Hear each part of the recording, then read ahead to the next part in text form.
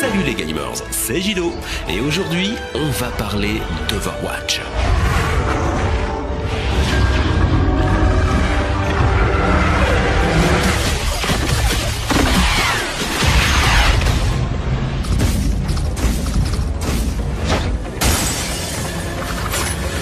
T'es encore venu gâcher la fête, chérie.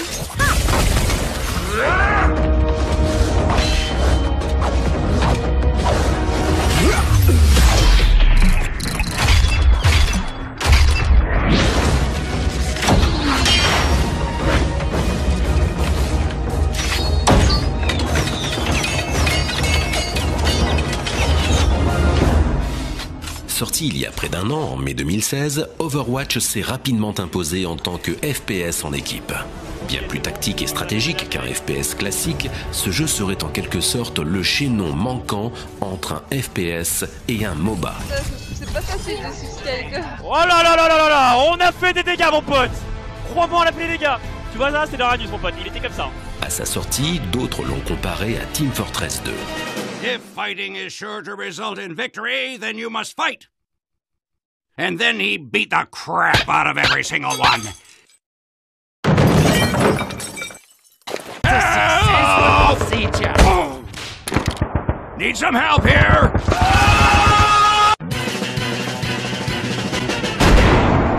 Mais Overwatch s'est vite fait sa place et son nom au milieu de tout ça. Si bien qu'en octobre, on comptait déjà 20 millions de joueurs à travers le monde et c'est loin d'être terminé puisque 3 mois plus tard, la communauté s'est encore agrandie de 25%, montant à 25 millions de joueurs. Côté français, même si peu de youtubeurs se sont spécialisés sur Overwatch, tous ont été unanimes pour s'amuser dessus ensemble avant même la sortie officielle du jeu, lorsque Cyprien et Squeezie organisaient un tournoi de youtubeurs. Avec Cyprien, on a eu une super stratégie, jouer un tank, jouer un soigneur, on était ensemble 2 contre 3-4, on a réussi à tenir jusqu'à ce que tous nos potes viennent nous soutenir et c'était un moment assez épique, ouais. On arrive avec Sky, continuez. Bravo. En face, l'homme à abattre était l'imbattable Mikalo. J'étais derrière eux et je leur ai sauté dessus avec un perso, c'est un cowboy et il tire masse balle. On était genre tous les trois, je crois qu'il y avait Lucas, Sip et moi. Il y avait Mikalo qui était devant, il lui restait 2 HP et là le moment où je tire mon truc, il se fait healer, il me met un coup, je meurs. Oh il va mourir. Mika va mourir. Oh Mika, 2 HP, putain il est pas mort.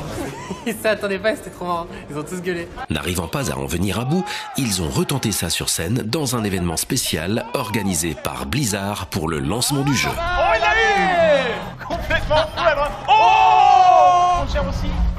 Attention, le bastion qui meurt. Encore un. Oh Mikalo 10 kills le Mikalo. On peut applaudir la kill Mikalo. Alors attends, je vais défendre Gotha parce que Gotha a fait quand même... il a joué tout seul hein. En attaque au début, il était tout seul, il avait plus de kills que nous tous réunis. J'ai un petit truc à dire, on a fait tout ce qu'on a pu. Gotha, désolé mais on n'a pas ton level, putain. Franchement, ça devait être trop blasant de jouer à ta place. C'était toi le bastion hein. Ouais, c'était moi. T'as fait des kills tout le long là. Ouais, j'étais un peu un chien, comment? J'ai pas compris, je me suis dit, il n'y a pas d'équipe en face, c'était bizarre. Je vous propose qu'on les applaudisse bien fort, s'il vous plaît, merci. Vu le niveau de Mikalo sur le jeu, il a été sélectionné pour participer à la Coupe du Monde d'Overwatch au sein de l'équipe de France lors de la BlizzCon de Los Angeles. Mais le capitaine de l'équipe de France, c'était Alpha. AlphaCast est très certainement le youtubeur français le plus connu sur Overwatch et notre meilleur expert dans ce domaine. Une des questions qui m'a probablement été posée le plus depuis que j'ai commencé à faire des vidéos sur Overwatch, c'est comment améliorer sa visée, comment devenir un dieu comme Taimu ou IDDQD sur Macri. Toutes ces questions et essentiellement en fait, je vais vous donner plusieurs conseils pour améliorer ça, mais il faut garder en tête que pour améliorer votre visée, on va dire que 80% du boulot, c'est jouer. Et si vous cherchez une chaîne 100% Overwatch, Coco et Souris vous conseillent et parlent de l'actu du jeu. En fait, ce qu'il faut comprendre en jouant au Tracer, c'est qu'il ne faut pas rester statique à tirer bêtement sur le bouclier du Reinhardt ennemi, mais il faut exploiter sa grande mobilité pour perturber l'organisation de l'équipe adverse. Pas mal de youtubeurs sont fans du jeu, comme Frigiel et Super Brioche par exemple, qui ont récemment testé le jeu en version dopée ultra rapide, avec la vitesse à 300%. Les coups de marteau mec à 300 km/h, ça doit faire mal. Oh le raise.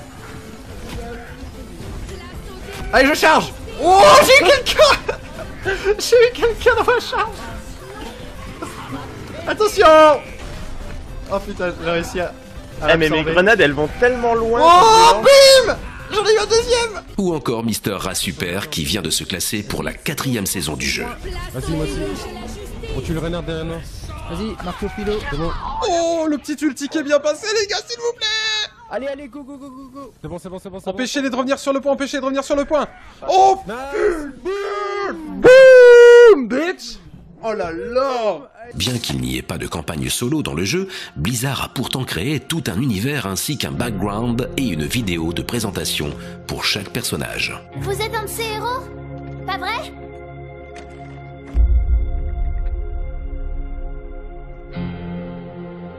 Plus maintenant. Pour moi, si. Si vous souhaitez en connaître un peu plus sur eux et leur histoire, allez faire un tour chez Mamie Twink qui les détaille un par un comme Fatal, la snipeuse française. Privée de toute volonté, de personnalité et surtout d'émotion, Amélie Lacroix devint le parfait agent dormant de la Griffe. Elle fut ensuite relâchée, puis retrouvée par des agents d'Overwatch. Elle ne semblait pas avoir de séquelles visibles de son opération, et devant l'absence de symptômes, elle fut renvoyée à la vie civile comme si de rien n'était. Le plan de la Griffe se déroulait à merveille et personne ne pouvait se douter de ce qu'il allait se passer. Overwatch est une vraie réussite qui a vite rassemblé une grande communauté de fans. Nous sommes Overwatch.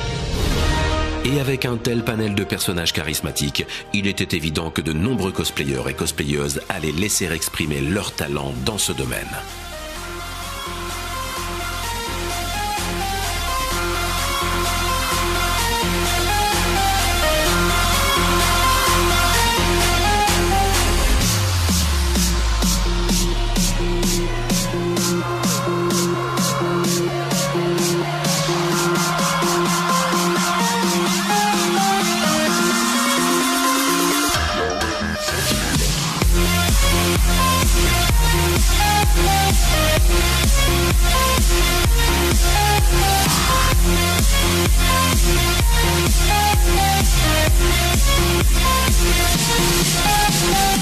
Même Wartek a tenté de se faire cosplayer en Hanzo.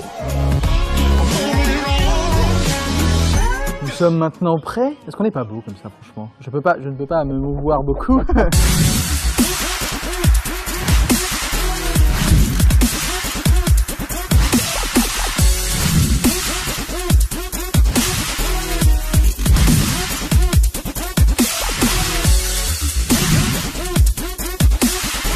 Du jeu aussi ont été très soignés et ont inspiré plein de youtubeurs pour faire des covers sur divers instruments et dans divers styles.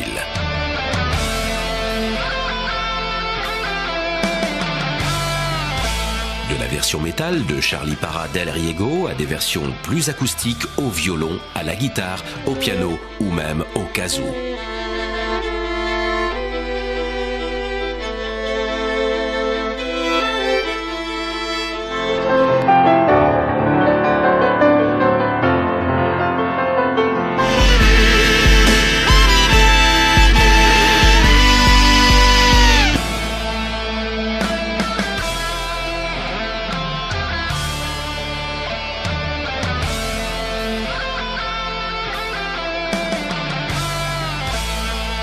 Et pourtant, Overwatch n'en est encore qu'à ses débuts et de nombreux événements et mises à jour viennent régulièrement.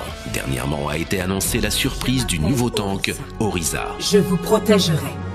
C'est ma fonction première. Alors sincèrement, quand j'avais vu la tête d'Orisa, moi je suis pas du tout fan de sa tête, j'aime bien le personnage en tant que tel, voilà. Mais niveau gameplay, c'est un pur plaisir, franchement. Franchement, c'est un régal total, les gars. Regardez-moi ça, même le bouclier, on peut le mettre au loin comme ça. Voilà, ça sert strictement à rien, c'était juste pour tester, mais je trouve ça vraiment fun en fait. Une annonce qui en a surpris plus d'un, vu que beaucoup attendaient le fameux et légendaire Doomfist et son point d'acier. AlphaCast a enquêté sur le sujet. On peut voir dans Numbani et dans le musée de nombreuses affiches mentionnant l'expo Doomfist avec le sous-titre « Sauveur » ou « Fléau », ainsi que 3 visages dont un caché. Le premier, Adabu Ngumi, se traduit en swahili Doomfist. Son titre est « Le Sauveur ». La seconde figure représente Akinjide Adeyemi. En bref, il semble qu'actuellement, le Doomfist Fléau attend patiemment que Faucheur et Fatal, et peut-être même Sombra, récupèrent son gantelet pour son grand retour. Le successeur est la troisième figure sur les affiches de Numbani. Il pourrait très certainement être la version de Doomfist jouable si ce dernier arrive un jour sur Overwatch. Un détail important est que le nom du successeur est en langage Omniac, et à ce jour, personne n'a pu le traduire. Cela indiquerait donc un Doomfist successeur potentiellement Omniac.